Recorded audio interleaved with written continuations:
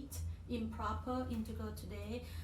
From my teaching experience, this section is very challenging for some of people, some of the students. So I will try to go as slow as possible and maybe break it into 2 or 3 parts.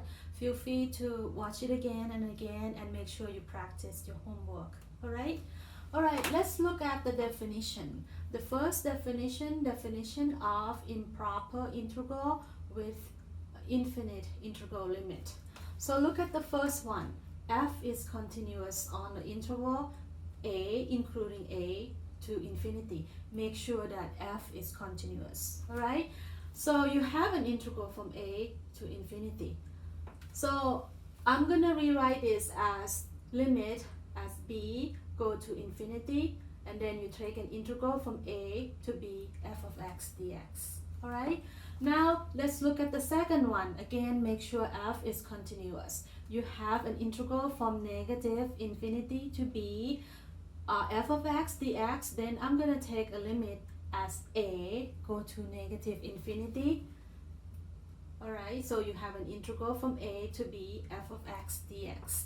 The last one, you have an integral from negative infinity to positive infinity. So basically, combine the first part is from number 2 and the second part from number 1.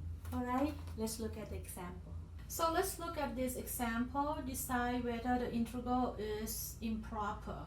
Look at the first one. I have an integral from 0 to 1, 1 over 5x minus 3 dx.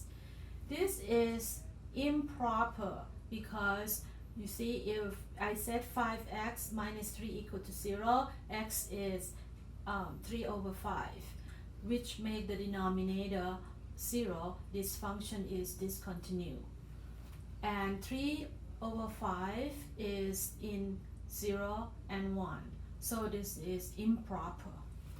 Alright, let's look at the second example. I have an integral of 1 to 2, 1 over x to the cube dx. This is not, alright, it's not improper because you can plug any number within 1 and 2 into x to the cube. It's continuous, so it's not improper.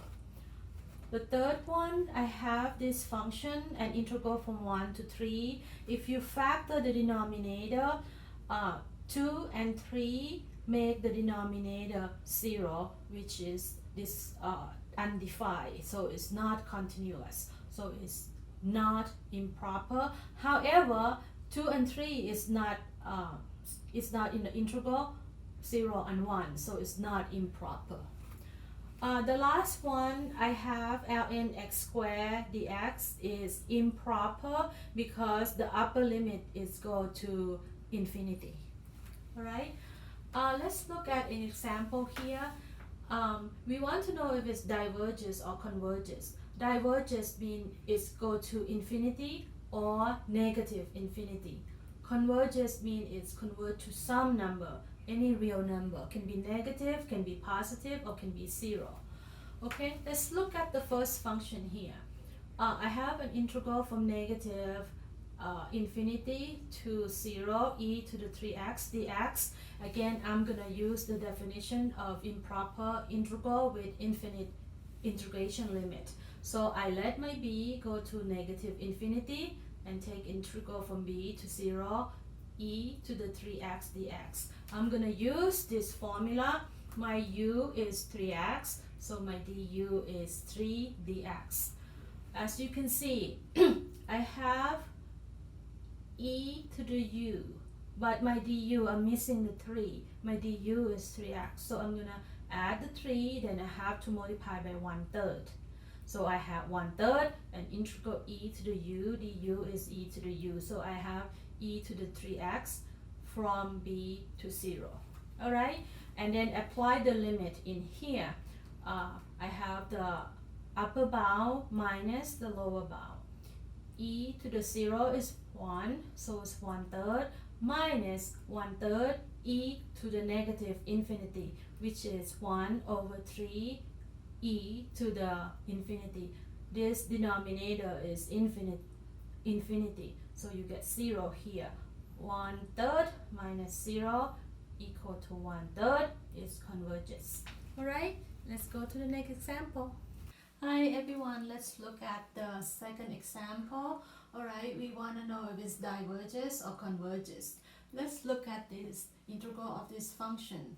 As you can see if x equal to 3, denominator becomes 0, which is undefined, so is discontinuous. And we have an integral from 3 to 4, alright? So it cannot be 3. So we're gonna skip the 3, but everything else from 3 to 4. So I'm gonna take a limit as b approaching 3 from the right, alright? From the right. And I rewrite the function a little bit. I move it to the numerator, so it's become negative 3 over 2dx, alright? Next step I did is I take an integral. I use this formula right here, alright? My u is x minus 3. My du will be 1 dx, alright? Now the exponential, you have to add 1 to it. So negative 3 half plus 1 is the same thing as plus 2 over 2, which is negative 1 half. That's why I have negative 1 half. Divide by negative 1 half, but I reciprocal it, so I have negative 2. Alright, so after this I do direct substitution. The upper limit is 4, the lower limit is b.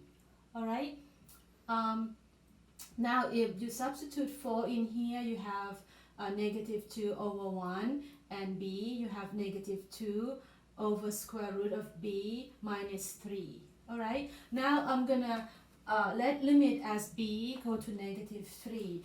The first term is just negative 2. The second term I'm gonna have minus times minus, which is plus 2.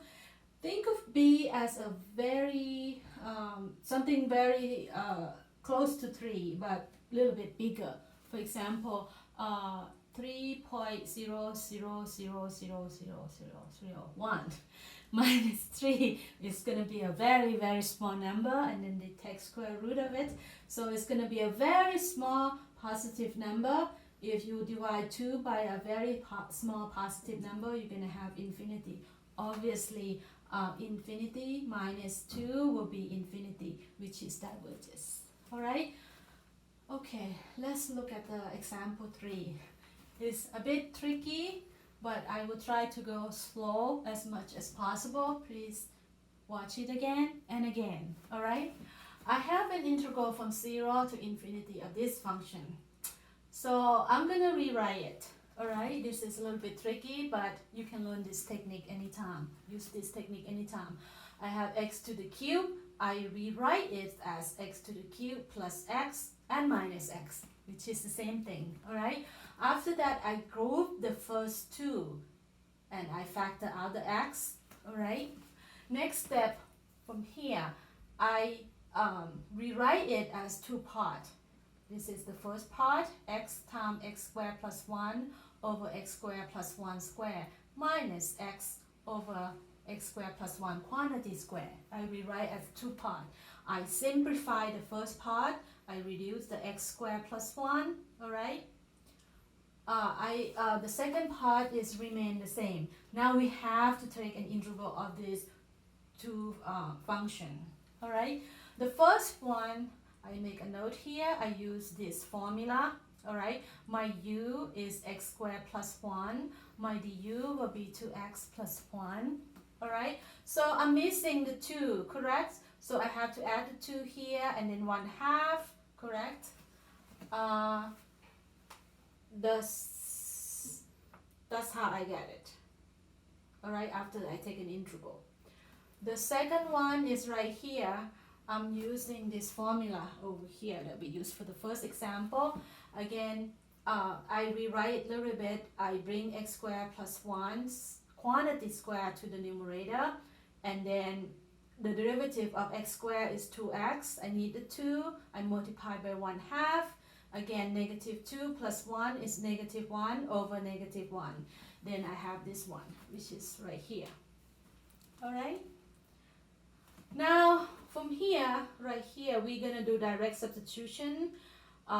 as b go to infinity, all right, for upper bound and minus 0. So I have 1/2 ln infinity plus 1/2 infinity. This is the upper bound. All right. Now the lower bound will be minus 1/2 ln1, this whole thing here, plus 1/2. All right, that's the lower bound. Now let's look at the first term. Ln infinity go to infinity. 1 over infinity go to 0, minus 1/2 ln1 is 0 plus 1/2. All right, the first term is just infinity. All right, the second term, it would be the first, this one cancel out, becomes 0. This one becomes 0. So you're going to have minus half. Infinity minus a half is infinity, which is diverges. All right, we didn't finish 8.8. This is just part 1. I need you to practice your homework, all right, and then we continue part 2. All right, have a good